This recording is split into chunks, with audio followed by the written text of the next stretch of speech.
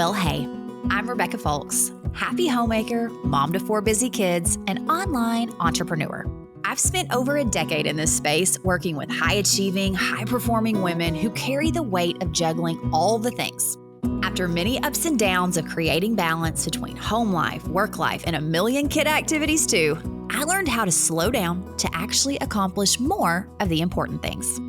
I believe in all the to-doing, there are deep spaces in women's hearts that are sacred to us. Conviction in our identity, hospitality around our tables, and that quiet strength that only comes when we lay our head down at night, confident we're doing a good job where it matters most. Consider this a melting pot of wisdom learned over the years. From homemaking and wellness to influencing and marketing, we're diving into the topics that have created more peace, more joy, and in the end, more margin in my business and my life. Welcome to Wide Open Spaces. Well, welcome back. I am extra excited about today's topic because it's actually two of my favorite topics to talk about. It's hospitality and personal branding. And I know you may hear that and go, how are we connecting those two? But I think there is so much of inviting people in through a lot of the things that I see in hospitality that allows for a really successful personal brand. And when I look at all of the things that personal brands make possible, whether you're in network marketing or you want to create a product and sell it, or you're doing online real estate, or you're going to do digital products, whatever that looks like, a personal brand is definitely what you want to have. It's the business of you. And so we're going to get into it today. I kind of have 7 lessons through the ideas of hospitality that are going to impact your personal brand. And at the end of this, if you're thinking, I really just want to sit down and have someone walk through this with me. I want kind of a cheerleader or someone to talk through the ideas. I have been doing this for years and years. Getting in these one-on-one conversations is one of my favorite things to do. And so I added this to my Stand store. There is a link in the show notes here where if you're needing some kind of one-on-one attention, I'm opening up some spots for that. And if that is something that would help you, I am excited for the opportunity to chat. Okay, so let's get started. I love the number 7. I went through kind of 7 ideas of ways that I feel like you can use some of the principles and just the ideology of hospitality into inviting people in to your personal brand. So the first one that I was just thinking about is talking to the one. And a big part to me in just homes that I enjoy to be in the very most is when people feel really attentive and you feel seen while you're in there and you feel included. And I think that's something that we can do in our personal branding. And one way that I think is just an easy shift for that is in talking as if you are talking to your best friend on FaceTime or Marco Polo, and you're not kind of showing up on there every day saying, hey guys, and hey everybody. And it's like the people are just being lost in there. It's a little thing, but it's just something that I feel like communicates when you're just talking to that kind of a singular audience and keeping that front of mind. And in that you're consistently showing up there. And so that allows people to feel like, okay, I'm kind of following her on this journey and I know what's going on with her. And I feel like I do know her. And those are the kind of the stair steps to being people's, one of their favorite accounts to follow or someone that they just feel really connected to. I think that starts with kind of that singular focus and then showing up consistently. So then one of the second one that I was thinking about was in, again, a hospitality principle, and it's just in sharing what you have. And I think, one of the myths we want to debunk about hospitality is that you need to entertain or perform for people, but instead it's really just about inviting people in, showing them what you have. And the same is true in how we're showing up with a personal brand and thinking, you're not having to go out there and immediately be an expert and a guru, and that you're going to give teaching and training on every single thing out there. I love that Gary Vaynerchuk, one of his kind of social media tips, talks about that you want to document more than create. And so, can you just show things that are going on in your day and in your life? That's kind of what the OG of social media was. And it even kind of seems like that's kind of a theme if you jumped over to the new Threads platform, part of Instagram. That people are just it's kind of the wild, wild west over there. So if you're wanting to try something new, you could definitely try that. But on Instagram, which is kind of my main platform where I concentrate on, I think about relatability really does not get enough attention for a way that you could show up if you're struggling with a niche or thinking you kind of want to put yourself into just like one topic.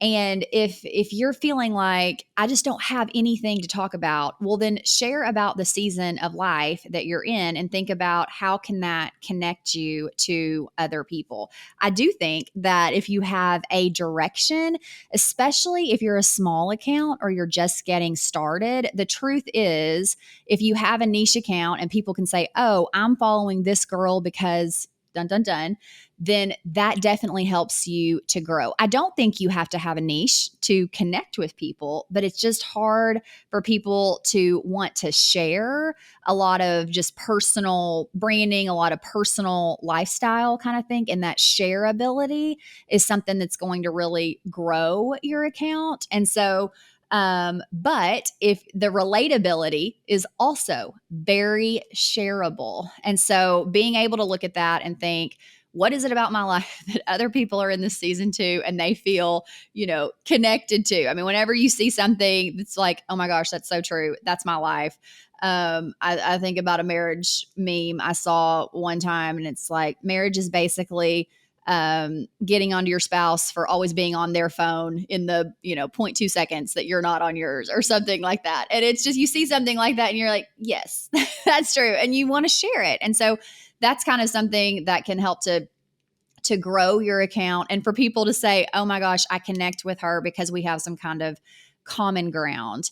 And then I think also, whatever it is, maybe like be thinking though, what do you find yourself talking about a lot? What do friends ask you questions on? What are things that you could be talking about, whether it's on homeschooling or on things entertaining your toddlers or on having a capsule wardrobe on a budget or on feeding a bunch of kids when you're doing the 3 meals a day when you've got small children at home, easy ideas for toddler meals, whatever that looks like, that you kind of hone in on a topic and tell yourself, it doesn't have to be forever. You can kind of have a subtopic for 90 days and you can try it out and then you've got something to analyze. It may give you feedback on a direction of your account that you didn't even know was going to be there.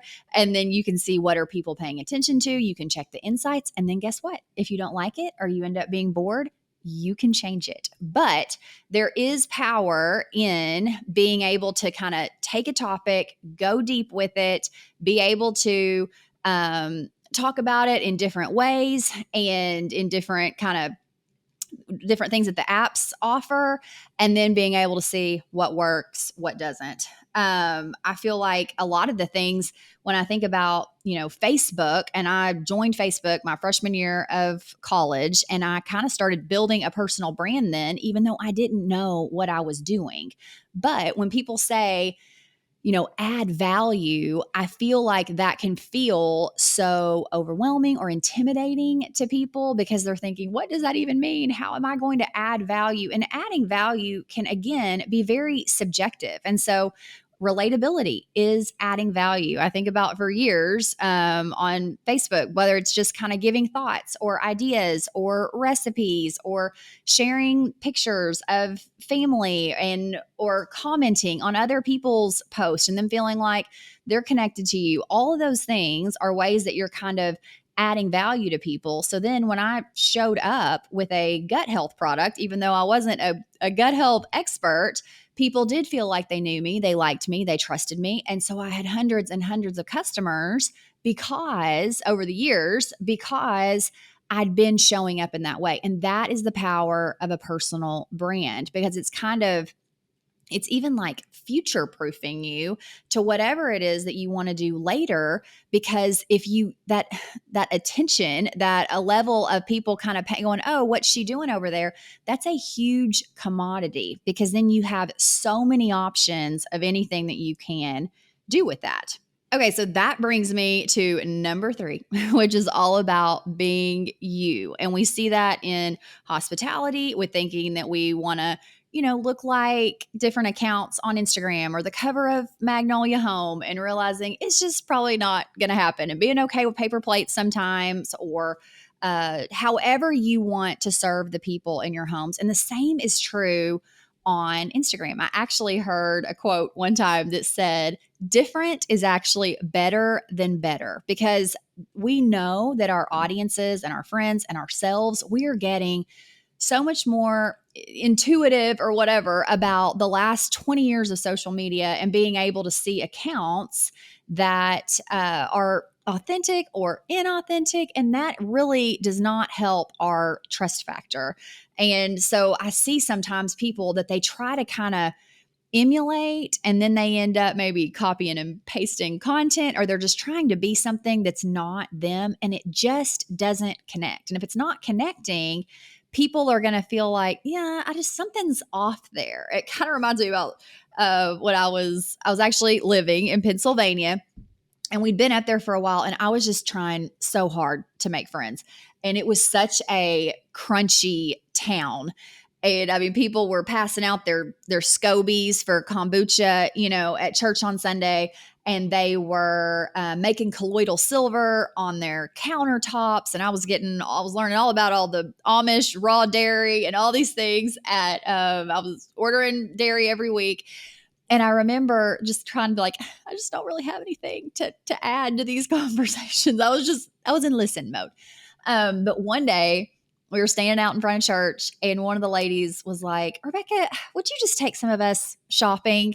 Would you just kind of help some of us? Will you help us dress cute or something? And I was like, oh my gosh, yes. Okay. I have a value add. I can add to this. And so I was thinking about the town, and there was like a big K. Have you ever seen a big K? I think it's like a Kmart. I was like, that would be hard to work with. But I knew that the mothership was about 30 minutes away, which is, of course, TJ Maxx. And so I took them to, we piled up in a minivan the next week, and we went to TJ Maxx about 30, 40 minutes away. And we were, showing them the lay of the land, showing them all the different things, putting stuff in carts. And then we made it to the dressing rooms, where I was in there with them, and it was time for the big reveal. And so there were several, and they were all about to come out and show their outfits. And as they came out of the dressing rooms, it was so obvious, so quick what I had done. And we all just burst into laughter, because I had dressed all of them just like me. And, I'm 5'9". I've got everybody like skinny jeans and riding boots and really long cardigans and big earrings or scarves or wraps, all these things. And it was, I'm picturing this one friend of mine there that was like 5'1". And I was totally overwhelming her with all these big clothes I had on. It was not working.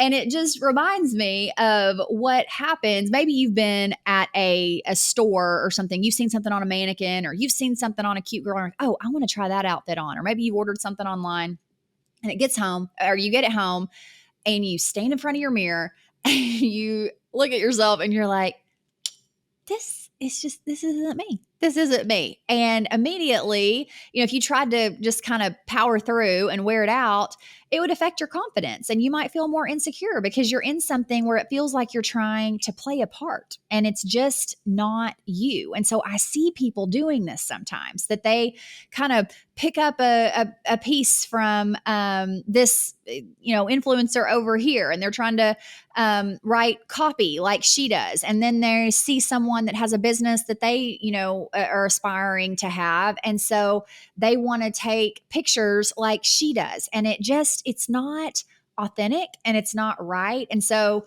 I just encourage you to kind of figure out who are you online? What is your personal brand? What does that look like? What kind of voice do you want to have there? What's your writing style? One thing I do when I'm, writing copy and things is I will speak it out loud. And even though I was an English major, and there will be all kinds of grammatical errors in there because sometimes how we speak, especially maybe it's just a me Southern thing, how I speak is maybe not, grammatically perfect, but it allows for a more conversational, relatable approach, and that's what I want to communicate. And so I just encourage you to kind of think about that, because your brand is your reputation. And if you kind of had to think about, like, what would someone, if you had a bunch of girlfriends that were all sitting at a table and they were, saying, oh, I'm looking for XYZ, and someone said, oh, you should follow my friend for that, she's always posting about XYZ.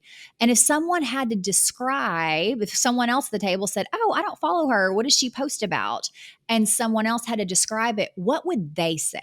Not what would you say, not what does your Instagram bio say, but what would someone else say to describe your brand? I think that is so important about really identifying this area of your brand. So the fourth one would be to practice. And once you do kind of identify a lane that you want to be in, that you are consistent, that you do recognize, you know what, this may not be perfect, and you're not thinking about what Cindy Lou says, that you went to, church with years ago, or someone that you broke up with in fourth grade, or whatever it is, someone that's following you on Instagram.